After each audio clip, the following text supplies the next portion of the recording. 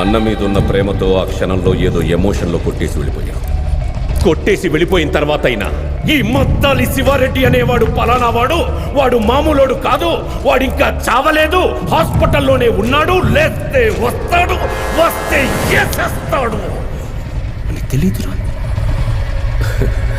నేను హాస్పిటల్లో ఉన్నప్పుడు నీ గురించి ఏం ఆలోచించానో తెలుసా? శివారెడ్డి నుంచి ఎలా తప్పించుకోవాలి, ఎక్కడ దాక్కోవాలి అని పారిపోయి ఉంటావు. నిన్ను పట్టుకోవడానికి ఎక్కడెక్కడ వెతకాలి, ఎన్ని రోజులని వెతకాలి అని ఆలోచించాను.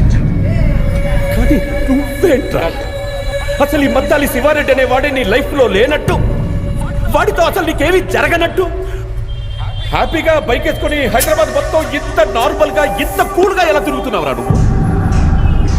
ఎవరు సార్ మీరు? సార్ మీరు? నేనెవరో నీకు తెలియదు. మీరేం మాట్లాడుతున్నారు? మీరు ఎవరు అనుకుని ఎవరితోనో మాట్లాడుతున్నారు? నేనెవరో నీకు నిజంగా సార్ మీరు ఎవరు సార్? ఈ విషయం నేను ఎట్టకారంగా చెప్పట్లేదు, సీరియస్గానే చెప్తున్నాను. జరిగిన విషయం నేను మర్చిపోయాను. నా లైఫ్లో కానీ నా మైండ్లో కానీ నువ్వు లేవు. మా అన్నని చంపాలనుకున్న విషయం నేను మర్చిపోయాను, నువ్వు మర్చిపో. ఈ విషయం మీ ఇంటికి వచ్చి మీ నాన్నగారు చెప్పానే,